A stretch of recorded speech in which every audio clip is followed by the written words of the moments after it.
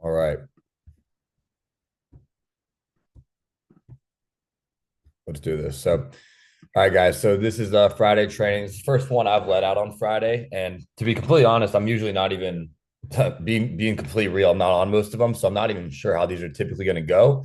Because it's like 6 a.m. my time. I woke up at like 5:30 to do this because I live on the West Coast. But I've done sales for a long time, and objections is like the biggest thing with sales on how you get to the next level. So I came from, if you guys have heard me on some of the team meetings before, I came from the door-to-door industry. I did that for 6 years. And the biggest thing with when I was transitioning over to this is that phone sales is it's honestly a lot slower and it's honestly easier. I'm not like in my opinion, it is a little bit easier. So you got to think like we all are really blessed in that aspect. And one thing before like we kind of talking about objections is that I want to point out the difference with this being a little bit slower because it's over the phone. You don't have to be like as quick, as sharp, as fast with your responses and how you overcome objections. So the first thing here I want to point out is that like yes, of course, with any type of sales, when you're training new reps, like there's always going to be a learning curve. But when you're able to sell over the phone, you can read off the script. You can literally give people feedback and tell them what to say over Discord. You can have them read objections and how to overcome objections from a script, right? So you got to realize with phone sales, like we're super blessed to have all those resources. So just make use of that. And, whenever you do get an objection on the phone, like the one thing I really want to point out, if you take away anything from this training, is just like be calm and do not panic. Like if you sound rushed and you sound confused, you sound rattled, like that conversation's dead. The client's going to hang up. They're not going to give you the social or whatever it is because they can sense the nervousness in your voice. So just realize like it is okay to take a deep breath and take a second or two before you respond. Like you don't have to, you don't have to immediately just bounce back with like, oh, da, da, da, da, like take a second. At the end of the day, we should be talking slow and controlled and smooth anyways, because we're talking. Well, that's how you should talk regardless, but especially when you're talking to older people, they can take a little bit longer to process things. And if you're trying to be super, super quick right off the bat, it's just you're not helping yourself and you're probably hurting yourself because you're probably not giving the best response. So when I first came into this, also wanted to talk about like how I got better at first. For one, just being on the Discord. Well, we used to use Zoom when I first started, right? Like almost like 9 months ago, but we used to use we use Zoom, the Discord, the same thing. I would on the first thing I'd say is just like listening to people who are better than me. Like I would look at the leaderboards and I'd see Mo Bush and Shane and obviously Mahmood and all these guys on the leaderboard, right? And I'm just like, all right, I'm gonna get in the Zoom room and just listen to these guys. So I would listen to them, just kind of mimic their style, mimic their tonality, find what works for me. And at the end of the day, like even though I had done sales for a long time, when I came into this, I knew that like I had to start over from the beginning. So just like, check your ego and don't ever like, if somebody's doing better than you, if you haven't sold $40,000 in a month and somebody that has sold $40,000 in a month is giving you feedback and you're arguing with them about why you think they're wrong, then you're an idiot. Just, listen to people, take good criticism, don't have a big ego and don't like try to fight people on the advice they're trying to give you. So that's like the number one thing. And then also just being a sponge. Like I really wanted to speed up my learning curve and make it better or make it as quick as I could. Right. So when I first got into this, like no matter what I was doing, like whether I was at the gym, whether I was walking my dog, I was driving somewhere in my car, any time I had where I had dead time, where I call dead time like something where you're doing something, but you can still listen to something, right? Like when you're in the shower, I'm folding my clothes, like whatever the hell I'm doing, I was listening to trainings, right? I honestly, so Ronnie Salem's YouTube is really good for about this. Wiley's is good. Mahmood's is good. They have all these recorded trainings. There's so many hours of footage up there recorded from like top producers and top closers that you could probably never realistically watch all of it anyway. So there's so many trainings that we have available to us. So every single, available second I had to go out there and get better and be a sponge and learn new information, I was doing it, especially those first 3 or 4 months in the business. And I still do that now. Like I'm still at the gym. I'm still going to be listening to a training usually. But it's just like, because I'm not always on them live sometimes because I'm dialing or whatever, because I'm on the West Coast. But you just have to be a sponge, especially those 3 to 4 months. Once you get good, once you get comfortable, you're getting to the point where you're selling a policy a day. Then, if you want to slow down on the training and not be studying or listening to recordings 2 hours a day, like Sure, but in those first 3 or 4 months, you have to make sacrifices to get better.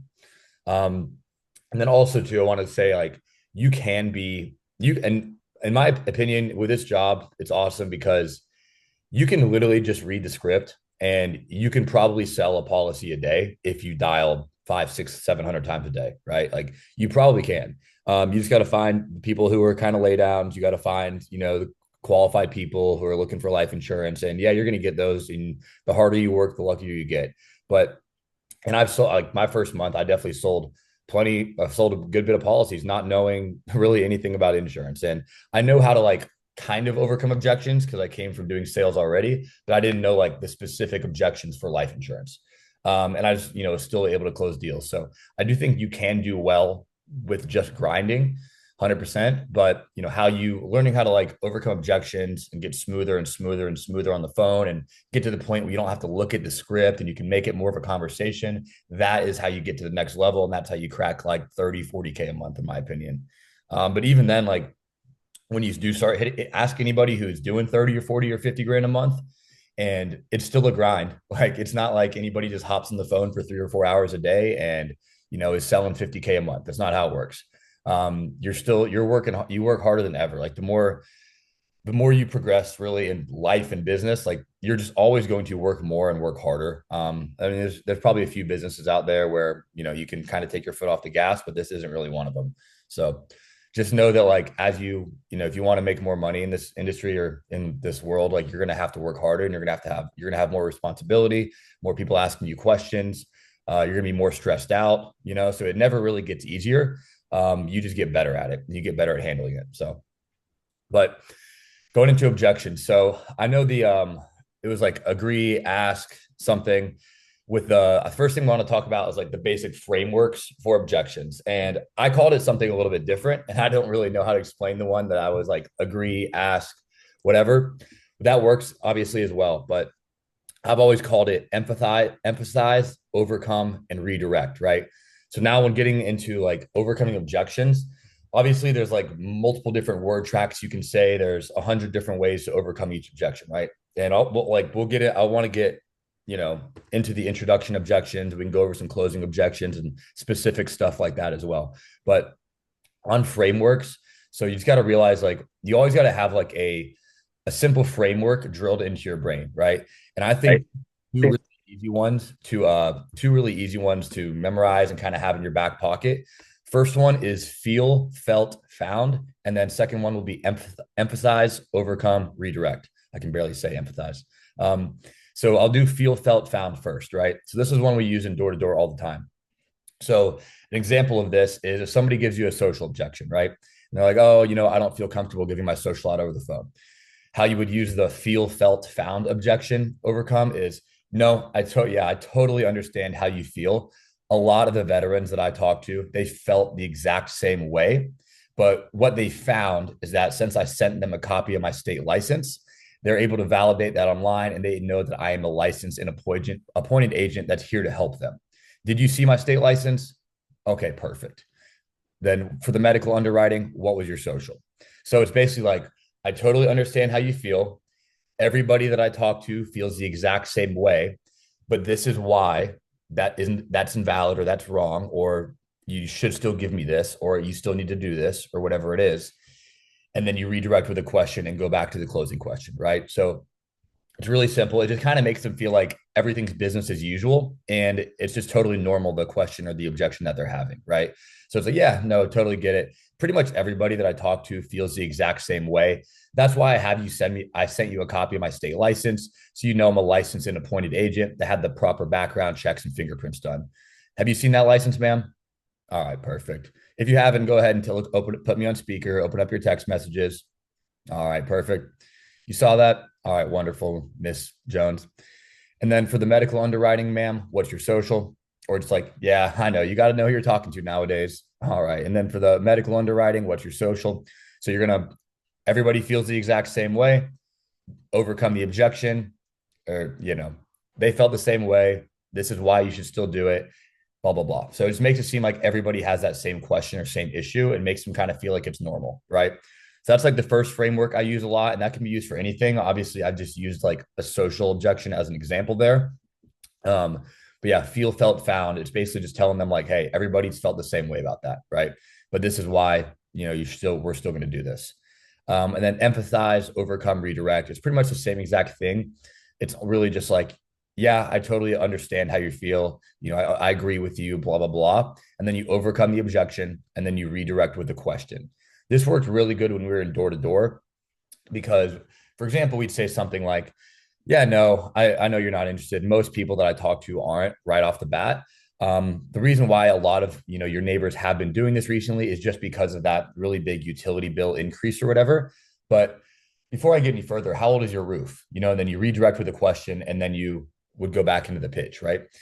So with life insurance, though, you can use the same framework for pretty much any objection, right?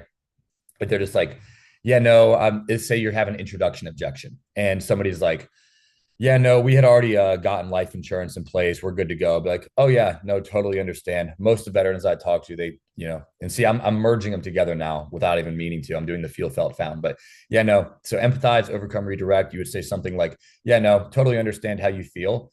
When you got that policy in place, I totally understand how you feel. A lot of veterans recently, though, they've just been wanting to reevaluate their coverage to make sure there's no gaps and make sure that their family won't have to come out of pocket a dime because of inflation. When you got your coverage in place, did you get that in place recently, or have you had that policy for a while? And then they're going to answer your question, and then you can just keep moving on, right? So, especially in the introduction or the middle of the pitch, or I would say anything besides like a closing objection, or even with the closing objection, right? You want to be redirecting at the end of the objection. So that's the most important part. If you're just like, yeah, no, I totally understand how you feel. And then you overcome the objection and you just say something like, yeah, no, I understand how you feel. A lot of the veterans I talk to, they've been looking into adding coverage because of the rising cost of burials with inflations. And you kind of just pause and wait there. They're never going to be like, oh yeah, that makes total sense. I need to add more life insurance. Like that's never going to happen. I promise you. So you have to redirect with a question, right? So say, for an example here, if it's an introduction objection and you're trying to do empathize, overcome, redirect, would say something like, yeah, no, totally understand how you feel. I totally get it. Totally agree with you. I'm very glad you have that coverage in place. Some version of that, right? I'm always like congratulating them in a way, right? Yeah. No, I'm honestly really glad that you have that existing coverage in place. The only reason why a lot of veterans have been submitting these requests recently is because they just know with inflation and how everything going up in price, they might need a little bit of additional coverage. When you had your coverage put in place, like how long have you had it, or how long ago did you get it in place, or how much coverage do you currently have in place right now? Or is that a permanent whole life policy, or do you have a term policy that's going to expire on you? Doesn't really matter the question you're asking. I mean, I'm sure it kind of does depending on the situation, but you just have to ask some sort of question to redirect. Does anybody have any questions on like the two frameworks I just went over, whether it's feel, felt, found, or empathize, overcome, redirect? They're kind of the same thing.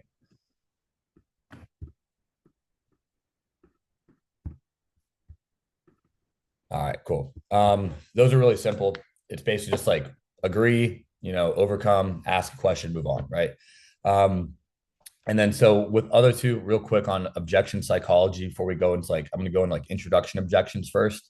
But with smoke screens, I mean, with objections in general, one thing to realize is that, in my opinion, a lot of them are smoke screens, right? So you never really know. Like a lot of times when people just say, I want to think about it, that's typically something that's a smoke screen. So you got to realize that whenever you're getting objections, especially over the phone, in my opinion, a lot of times they don't want to tell you what their actual objection is because they know you're a salesperson. They know they're just going to try to overcome it, right?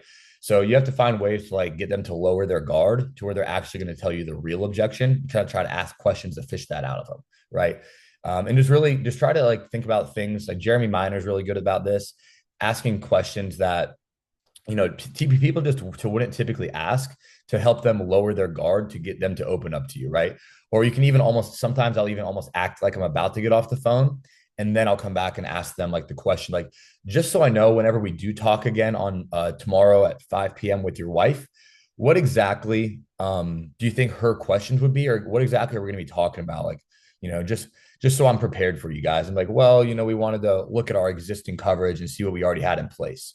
and then you know what the real objection is. It's not that he wants to talk about to his wife or he wants to think about it. It's that he thinks that he already has existing coverage in place, right?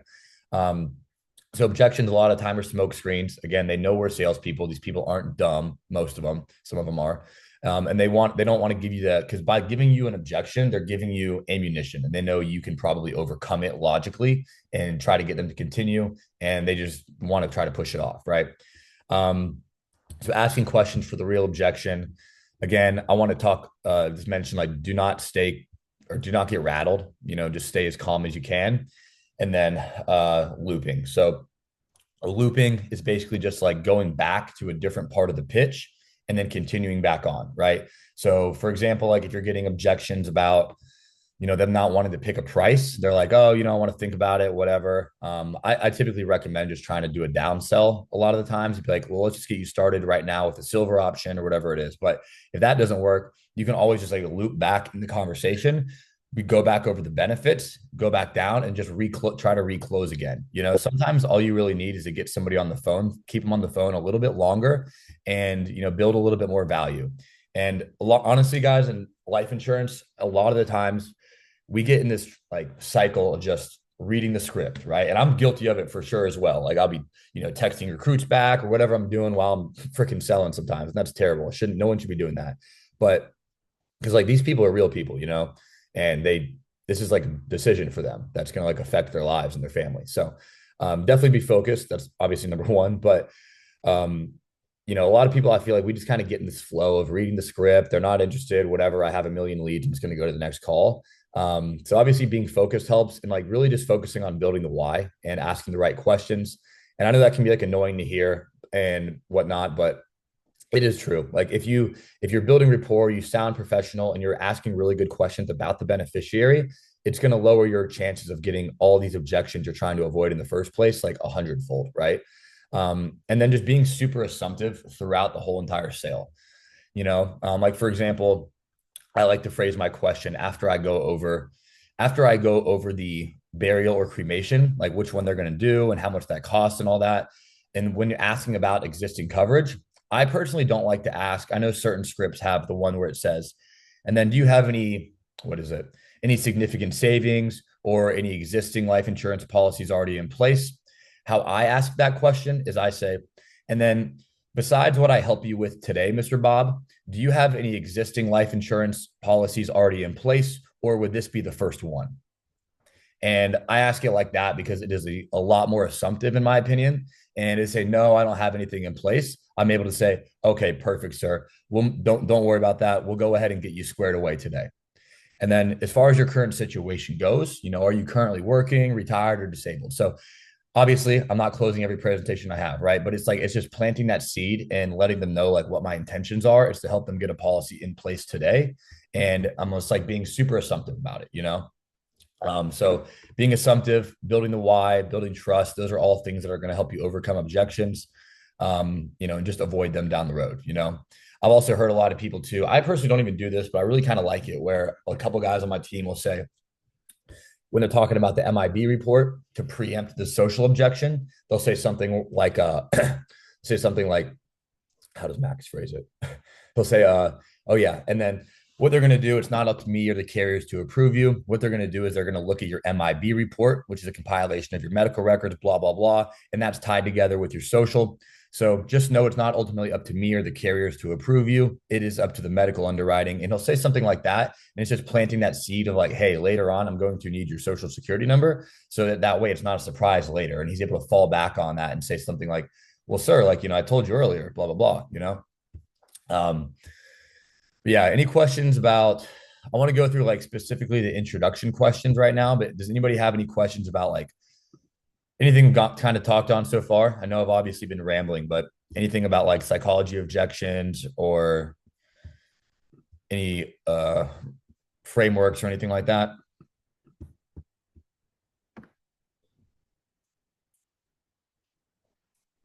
All right. Hey Joey, Yeah, man. yeah, so I got a question real quick.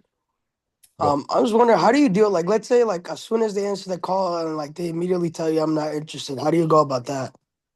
if like I haven't even said my name yet and they're just like, I'm not Or interested. like, yeah, let's say you like start your the intro of the script and then they're just like, oh, I'm not interested. I would probably say, Mr. Bob, do you know exactly what this call is about, sir? That would You probably, kind of just check them.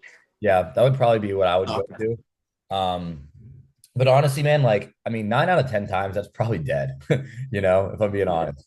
Um, if they're just like that, and it's not even that I feel like that lead is dead, but it's probably just that at that very moment, it's probably dead, Yeah, at that time. you know, because I've had Yeah. it happens like probably every day now at this point, or almost every day where, I'm giving leads away to the guys on in my group, right? And I'll have a lead that is I marked cooked like a month ago or 2 months ago, and then I give that to a new guy and he closes it. And it's not that he's better than me; it's just it's timing, right? I mean, maybe he was better with that client, right? They had a better relationship, they had better rapport, just for whatever reason, their personalities meshed better. So like, got to realize sales is timing. And the thing about like overcoming objections is you're obviously like you can be the best salesperson in the world and you're not going to sell every lead, right? So like probably 80% of the time what we're training on will not work. But if you don't do it, then it's never going to work, right? So it's like if you have to try, you have to try to overcome every objection 3, 4, 5, 6 times, because some people they'll fold and they'll keep going and they'll give you what you want after that first time you overcome it. Some people, it's going to take 3 or 4 different ways of saying it until something clicks with them. And then some people, they're not going to do it no matter what. But if you never try, like if I'm taking every conversation as far as I can and I'm pushing as hard as I can every single time, yeah, on like a 1 day example, I might not get more closes than the next person who isn't doing that. But on like a long enough time horizon, I'm going to get more closes and I'm going to make more money because I'm trying as hard as I can every single time. So you can't just like give up and think it's not working if it doesn't work the first time. Like you have to just keep pushing, and like over a long enough time horizon, like the person who has the more ways in their pocket to overcome objections is going to do better. But I would say that just like right off the bat, if they're just like, and honestly, man, like I don't get that a ton. I typically get that like after I've gone through at least my first couple sentences and let them know it's about final expenses, then I'll get the not interested. But I feel like the way, because I opened the call like, hey, Bob, I kind of ask you like a question. I'm like, hey, Bob, this is Joseph. I was just giving you a quick call here. And then because I kind of ask you with like that weird curiosity, familiar tone. Like I'm almost like a friend that hasn't talked to him in a long time. And so I don't get that a ton right off the bat, to be honest with you. I do get it just like everybody else, though, right? Like 2 seconds later when I'm going over like, this is about the final expense and the life options for veterans. I'm just the medical underwriter. I'll get a lot of people that are like, oh, stop right there, stop right there. Like we all get that. So and I'm definitely not saving every single one, but you just got to try to ask questions. And yeah, All right, I appreciate it. yeah, man. Um, so with the introduction, obviously, like it is the most important part of the script to me, because it doesn't, and I've always said this, like it doesn't really matter if you're the worst or the best closer in the world. If you can get a lot of presentations, you're going to make money. So getting to the introductions really is the hardest part. So you just want to focus on asking questions to advance the conversation. If you're going to get through the introduction, more presentations equals more closes. Typically, unless somebody like has to run or they're not home or whatever, once you, at least for me personally, once I get past the beneficiary, like I'm getting that conversation to numbers 9 out of 10 times. Um, Obviously there's examples where that won't happen, right? People hang up and you randomly get disconnected. They're like, oh, I got another call coming in, whatever. Like it's going to happen. There's nothing you can do about that. But you just got to get them. The whole goal of the introduction is you want them to get that first yes, like that first, I agree with you on why we're talking on the phone right now. And like you're going to continue the conversation, right? So you got to get them to agree with you on something, whether it's final expenses, adding coverage, leaving money behind for their family, mortgage protection, paying off debts, like whatever it is. You have to get them to get that first yes so you can actually advance the conversation. Because if you're just like, there's like, oh no, I wasn't really looking into that. Like, well, okay, no worries. Who's your beneficiary? Like, it doesn't make any sense. So you have to get that first yes, right? So, introduction, all about getting attention, explaining yourself, and confirming the intention of the call, right? You guys can share my screen. Can somebody say yes if you can see my screen? I think you should be able to. Yeah, we see it. Okay, thank you. Um, so common objections, obviously in the beginning, right? Looking for benefits, free programs, disability. I already have coverage, and then I kind of want to hit on, really, I want to hit on like the word tracks that I personally use on if they already have coverage, right? So I'll go over these. Just these are kind of one-offs first, though. So you're looking for benefits, free programs. I'm typically going to say something like this. Perfect. Yeah, this is a new program that's a part of your veterans benefits that gives you access to discounted rates or final expense and life options. Or what I honestly scratch that. I don't typically say this anymore. I think I made this PDF a while ago. But what I say is they're like, oh yeah, I'm just looking for benefits, right? I'm typically going to say something like this. All right, perfect, sir. So what's going on now is a lot of veterans were under the impression that the VA covered the entire cost of their burial or cremation. But sadly, that's not the case. What the VA does cover is the cost of the plot and the headstone, but it still leaves the family with a pretty big gap that they have to cover. And it leaves a lot of veterans' families with a financial hardship whenever they pass away. Do you already have anything in place, sir, that's going to cover those final expenses? Do you already have any existing life insurance coverage in place? So I kind of like paint the picture and tell the story of why these new programs exist or why these new benefits exist, right? I'll say a lot of veterans were under the impression that the VA covered the entire cost of their burial or cremation, when sadly, sir, that's not the case. They do cover the cost of the plot and the headstone and the flag, but it still leaves a pretty big gap for the family to pay. So I help veterans get access to the discounted final expense and life options that are available to them. Do you already have anything in place that's going to cover the cost of your burial or cremation one day, sir? Or is that kind of why you were looking into this? So that's typically how I go about the I'm just looking to see what these new benefits are, or I'm just looking for free whatever, right? Um, and then if it's like, yeah, I don't remember filling this out, I'm just going to redirect on that one. So really simple, just like, yeah, I know it only takes like 1 second to fill out online. So pretty much half the veterans, again, like feel, felt, found, right? Like, yeah, pretty much everybody that I talk to forgets that they filled this out. But you have your date of birth here as, January 1st, 1950. Is that correct? And you're an honorably discharged Army veteran in the state of California, correct? All right, perfect, Mr. Bob. And then I just continue on the script, right? Or I go and ask, I just continue wherever I was doing. Try to get, and then I'm just like, all right, perfect. So this call is in regards to that form that you had submitted or whatever it is, right?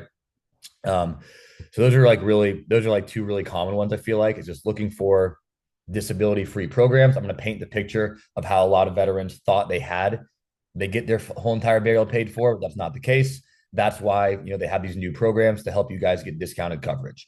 And then if I don't remember filling this out, yeah, it only takes a second or so to fill out. Blah, blah, blah. That's probably why you don't remember it. Nobody remembers. It only takes a second to fill out.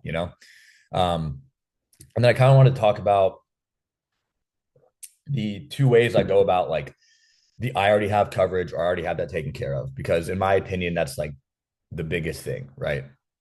In the introduction. So I'd say like probably 40% of maybe half the deals that I get, they already have some coverage, whether it's like 5,000. Honestly, if they have a low amount of coverage, that's the most money, like those are the best deals in my opinion, because they've already bought insurance before.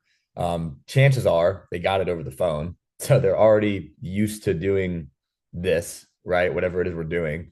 And they're not like, you're less likely to get a social objection, less likely to get a banking objection, like because they most likely did it over the phone, especially if they got it done recently and you can't beat their rate. And then also like it's just they're buyers. You know what I mean? Like people who are buyers are just buyers. So like people who they have they have coverage in place, like they've already done what we're doing, right? Somebody else has already sold them.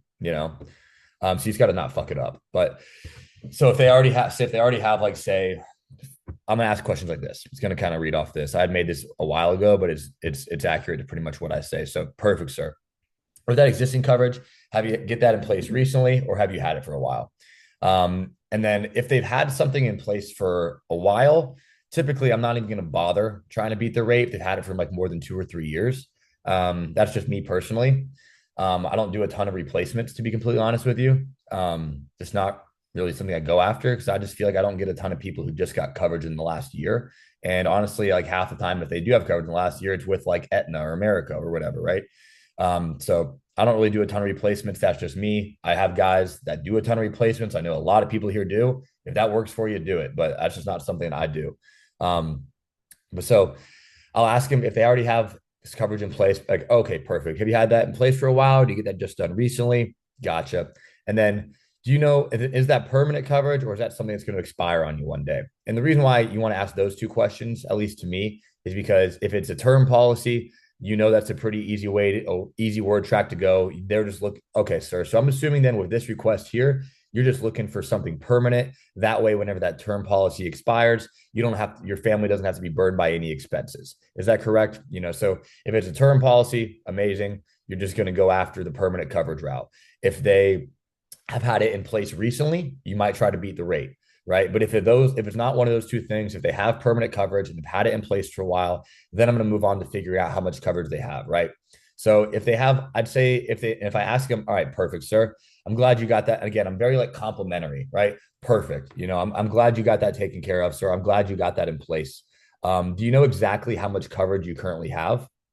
And then typically, if it's under $25,000 of coverage, I'm going to go the route of, okay, perfect. And then were you planning on being buried or cremated one day, sir? And obviously, you're hoping they want to say buried, right? Um, but it really doesn't matter. Like either way, whether they say they're going to be buried or cremated, I'm pretty much going to be the same thing. And I'm just going to go with the route of adding coverage. I'm going to say, okay, perfect. So for an example, say somebody has $15,000 of coverage. I'm going to say something like this, where I'll say, okay, perfect, sir. I'm glad you got that in place. So then I imagine with this request here, you're probably like most veterans I talk to, where you know that because the cost of burials have gone up, you're just looking to add like an additional maybe 5, 10, or 15,000 just to make sure that all of the costs are covered and potentially leave some extra money behind for your family as well. Is that correct, sir? And then that's how I'm going to try to move the conversation forward. Once they tell me yes, then it's like, okay, perfect. That's something that's pretty simple to get taken care of, sir.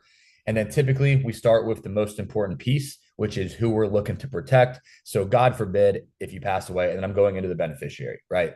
So again, it's all about getting that first yes, just like a single yes before I go to the next page, right? Um, so if it's low coverage, if they have low coverage in place, I'm pretty much just pitching them on, hey, so you were just like, I'm assuming, right? So, okay, perfect. So you're probably like most veterans I talk to that already have some coverage, where you're just basically looking to add some additional coverage to make sure that all of the costs are covered and to leave some extra money behind for your family. Is that correct? And I'm just very assumptive with that. And then same thing, if they have lots of coverage, then I usually go the route of getting something specifically for the burial or cremation. That way, the existing coverage that they have can be used for bills, mortgages, leaving a legacy behind, all that kind of stuff, right? So I kind of like try to like categorize their policies in their mind. So I'll say if they have, oh, perfect, you have $100,000 of coverage in place. Okay, perfect, sir. Yeah, I'm very glad that you have that in place. So then with this request here, sir, I'm assuming you're like most veterans I talk to, where you just wanted to get a policy specifically to cover that burial or cremation for your son. That way, the existing coverage that you have can be used by him for his kids, his house, bills, and other things like that. Is that correct, sir? All right, perfect. And then I'll continue on the conversation, right? So it's like basically if they have a low amount of coverage, I'm asking assumptive questions to make it seem like they need to add on coverage. If they have a lot of coverage, then I'm asking assumptive questions to make it seem like they need to get something specifically for the burial or the cremation. That way, the existing coverage can be used for other things. Um, and then, of course, like if they're not biting, you just got to try to almost just like ask any question in the book. And then it's just like at a certain point, it's just going to get to the point where just like, well, sir, I'm able to help veterans. I'll tell that little story about why they have these programs in place. A lot of veterans don't realize the VA doesn't cover the burial or cremation. I'll tell that little story. So I am able to help discount or veterans with the discounted final expense and the life options. Why did you fill out this request? What were you looking to accomplish? And then I'll ask other questions too, like, so who on your existing policy, who is the beneficiary on that policy? Is that your wife? Okay. So then maybe with this request, sir, were you just looking to get us policy for your kids? That way you were leaving money to your entire family or just something like that. Because I'm trying to like just really attack every single angle and ask every question I can of why, they might need to add life insurance. And I'm almost going to come at it from like a mindset where like I'm confused that they're telling me no, you know, I'm confused that they're not interested. And I want them to kind of hear that in my voice and in my tonality. So they're just like, if they're just like, no, no, no, I'm not interested, not interested, like, well, sir, like I'm a little confused, help me out here. You filled out this request, I'm the medical underwriter, like what were you just looking to add coverage like for your kids, or like is there any debts you wanted to help cover when you passed away, or like what exactly was it that you were looking for, sir? I'm kind of, that's kind of like a last resort, right? But like I've had people tell me they're like, they have a lot of coverage. No, they don't want something specifically for the burial. Then it's like, oh no, I already have something for my wife. And it's like, no, I already have something for my kids as well. They're going to get my house. Or they're going to get this money. I don't want to leave them any extra. I'm good with what I have. And then you'll ask a weird question, just like, oh, okay, perfect. So then whenever you pass away and your wife loses some of your income, were you just looking to get a policy to replace a couple months of your income? That way she had time to deal with the mortgage and stuff like that. And they'd be like, yeah, that's what I was looking for. And then you're just like, what the fuck? But sometimes you just gotta like really dig and just ask every single question to get like help them realize like why they might need life insurance. That's another good one as well, is especially in the introduction, is income replacement. So if it's like, you know, they don't need coverage for the burial, they don't need coverage for the cremation. In their mind, that's already covered. Like, oh, okay, I got it. You were probably just like the other veterans that I talked to, where when you pass away, your wife is going to lose the majority of your disability and your social security benefits. So you probably just wanted to get a policy that would replace some of your income, so she wasn't scrambling to pay the bills when you pass away. Is that correct, sir? And then again, just if that doesn't work, try something else, right? So you just gotta like try to really attack every single angle, and ask like every potential question on why it is they need could need coverage, and then also just being super assumptive while doing it, right? And it's like, oh yeah, I got it. So you were looking for this, right? Oh, okay. So you're like most veterans I talk to, where since you already have some coverage in place, to leave a legacy behind, help your kids out, and leave some money behind for your wife, you just wanted to have a policy in place that was going to cover the burial expenses. That way, the existing coverage can be used for other things. Is that correct, sir? All right, perfect. So who's your beneficiary, right? So yeah, that's kind of my whole thing on the introduction, is just like, adding coverage, adding additional coverage, money behind for the family, anyone specific, money behind for debts, mortgages, car notes. You could add in here income replacement as well. But yeah, I think the whole thing with overcome the introduction objections is really just like asking as many questions as you can to help them realize like all the potential things they could use life insurance for. Does that make sense? Anybody have any questions on that?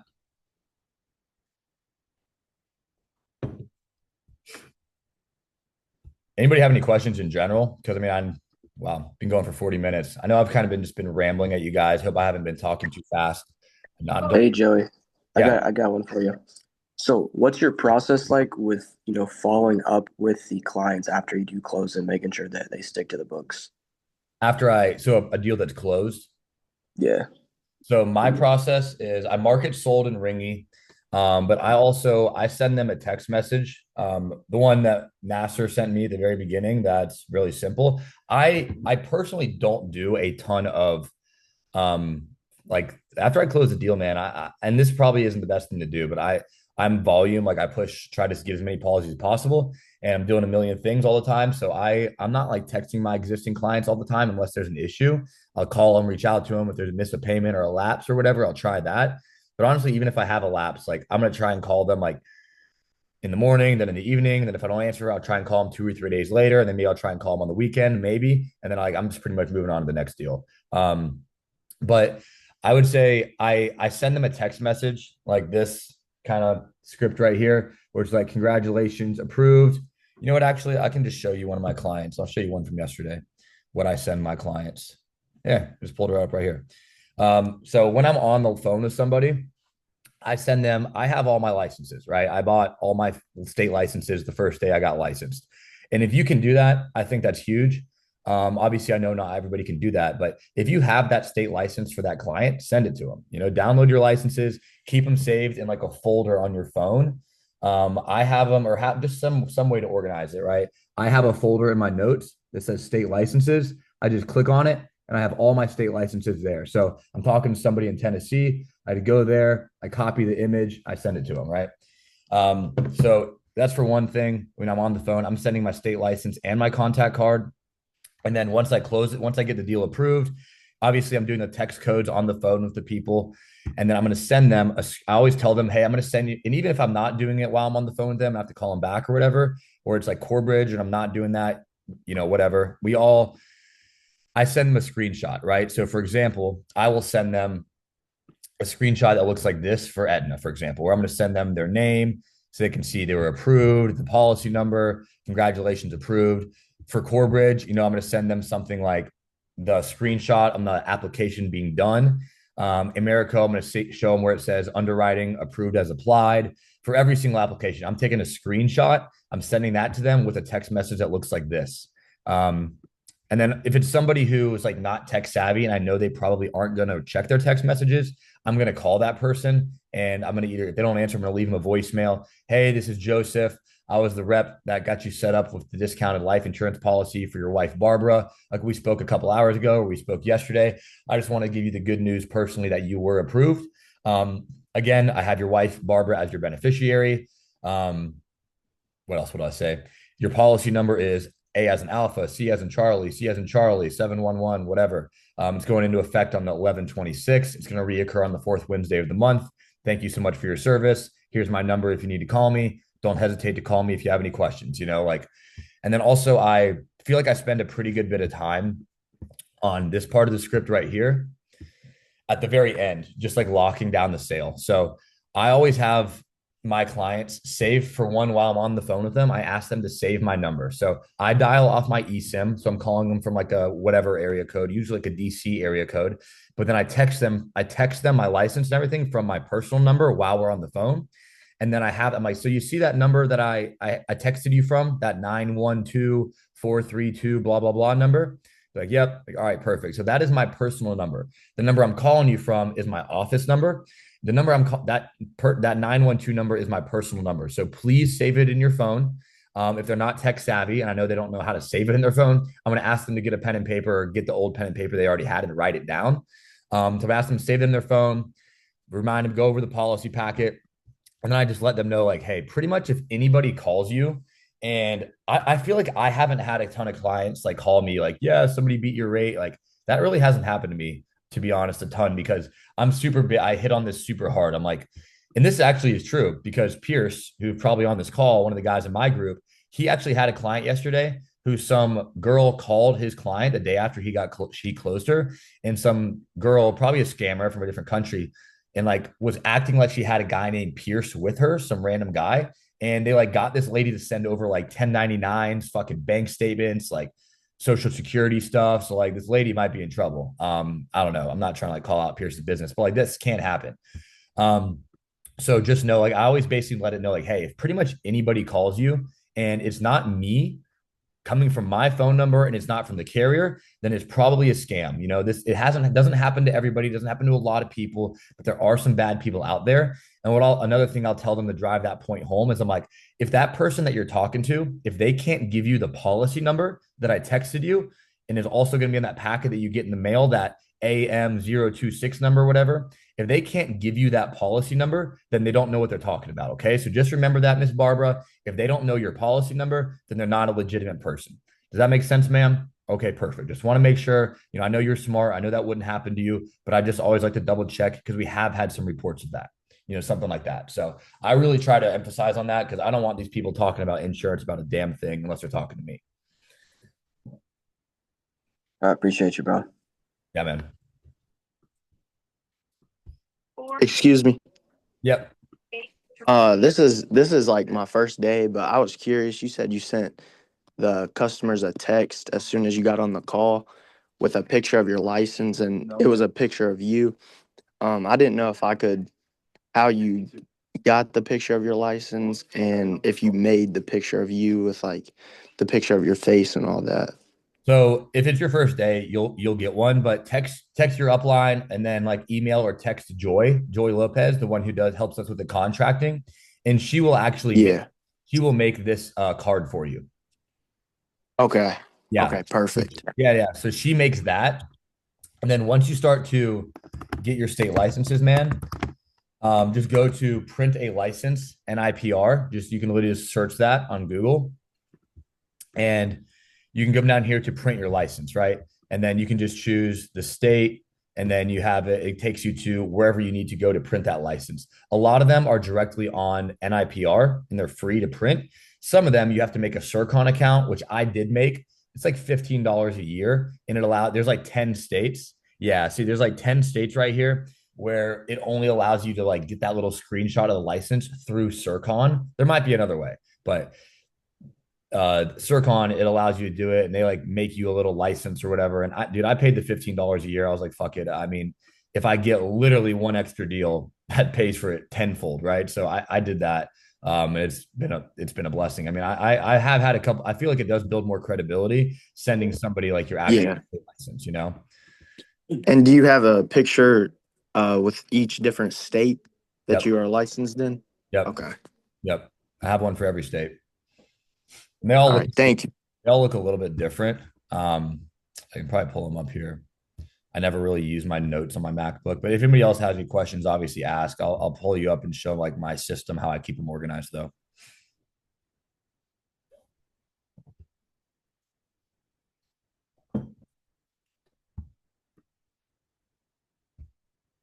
Easier to show you on my phone.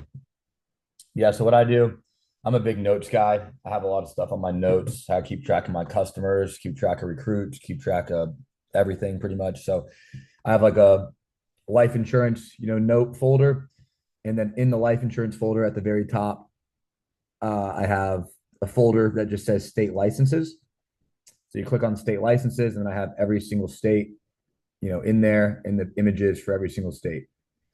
And I just click on that state, and I can copy and paste it and send it to my client. That way I'm not like scrambling to find it in my camera roll or whatever. It's just organized. And yes, that did take an hour or so to set up, but you got to take it serious. So Joey, one last question, my guy. You've been killing it on the meeting today, so I appreciate that. You've been giving us some sauce. My last question is, if you can go back from when you just first started, what would you do differently in terms of organization, especially for those starting out that are brand new?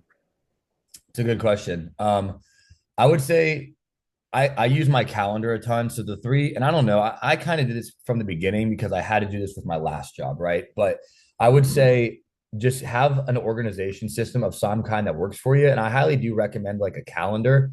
So how I stay organized is I use my Apple Calendar for callbacks, for recruiting calls. I use my Apple Calendar for pretty much everything. Like even if it's like a callback, like even if I don't have a specific time for it, like I'll like put in there Bob Jones wife objection on Monday, like call them on Wednesday. I'll put that. I use my Apple Calendar for like stuff like that, recruiting calls, these trainings.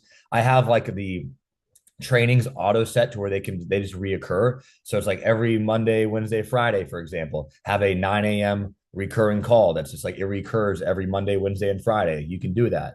Or like the agency call or the team overview every Monday at 7 p.m. It reoccurs every single week. So I don't have to like re-add it into my calendar. So I can always look at my calendar and know, okay, today I have, we got the agency training at 7 p.m. Eastern. I got a recruiting call this time.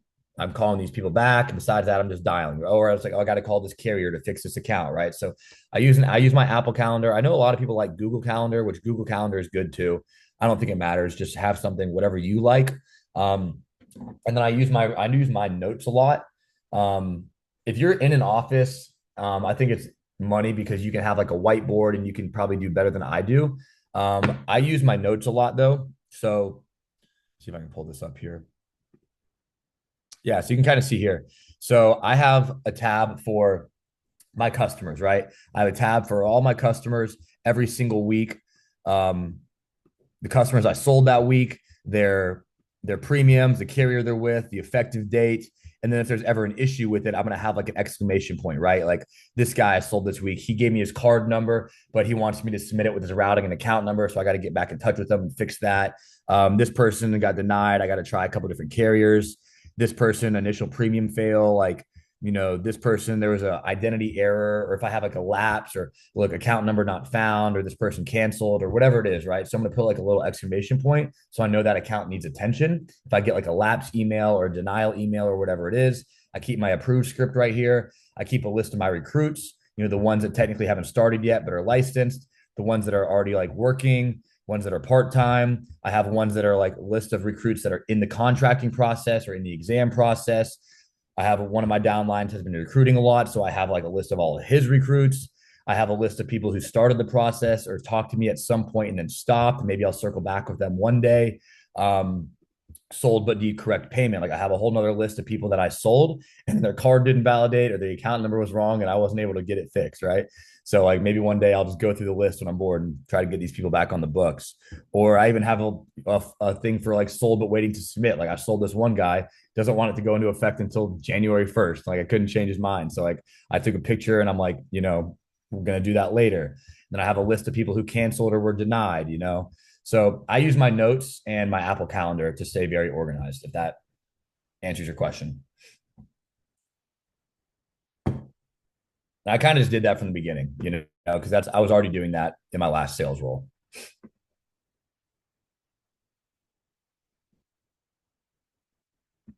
I think just like whatever system works for you.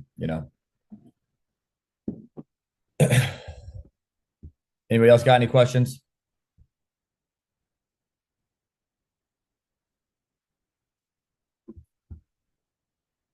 Cool. Well, It was a good meeting, Jay. yes, sir.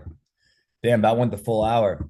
Well, thank you guys for hopping on. Hope you guys got some sauce, got some knowledge. Just remember with objections, just stay calm, and just stay in the pocket. Like half the time, if you don't know exactly what to say, as long as you just say something calm and you just keep talking to them or make a joke or whatever it is, like sometimes the longer you keep them on the phone, you're going to be able to get that deal. Obviously, use FaceTime as well. If they have an iPhone, hit the FaceTime button and 9 out of 10 times you're going to end up getting the deal that way. But yeah, just I think the biggest thing with objections, you gotta have 4 or 5 different ththings to say at every point in the script, every single objection you're gonna get. Because if you, for example, with like a social security objection, oh yeah, no, I totally understand, and I think it's really good too. Not to go forever here, but it's just like I don't want to over explain, right? If you get a social security objection and then you're like you give them a 5-minute explanation of why you need it, that's just gonna sketch them out even more. If I get a social why do I need to give you the social? Oh, that's just for your medical underwriting. Don't worry though, the line is secure. They just need that to validate your medical records. What's your social? That's how I'm going to overcome that 9 out of 10 times. And then if they're like, oh, they still give me pushback, then I'm going to use or maybe I'll use the one about, oh, well, that is how it's on your death certificate, sir. Or well, sir, this, and I'll explain how the MIB works. Then I'll have them look at my license. So it's like I'm trying 4 or 5 different things before I give up or before they really realistically probably hang up the phone on me because I'm probably not going to give up. But I'm going to try 4 or 5 different things. And sometimes it takes that third or fourth explanation on why they need to do it or why they should trust you before it clicks with them. Same thing with the banking. Like, oh, well, they just got to make sure that the name on the account matches your name because the payer of the policy has to be the insured. Does that make sense? And then I'm going to use the one, if that doesn't work, then I'm going to use the one about how you ever paid with a check before, like kind of go that route. So yeah, when you give somebody a check, it has the routing and account number on there. If that still doesn't work, then I'm probably going to say something about like how all it is, putting an electronic check on file. Or then I might pivot to the credit or debit card if I have to. Like I'm just going to try every different, like 3 to 4 to 5 different ways to overcome each objection, right? Because you're not going to get it the first time, not with everybody. Sometimes you will. But you just can't give up. You got to stay calm and just stay in the pocket and just let them hang the phone up on you. Honestly, that's my biggest piece of advice.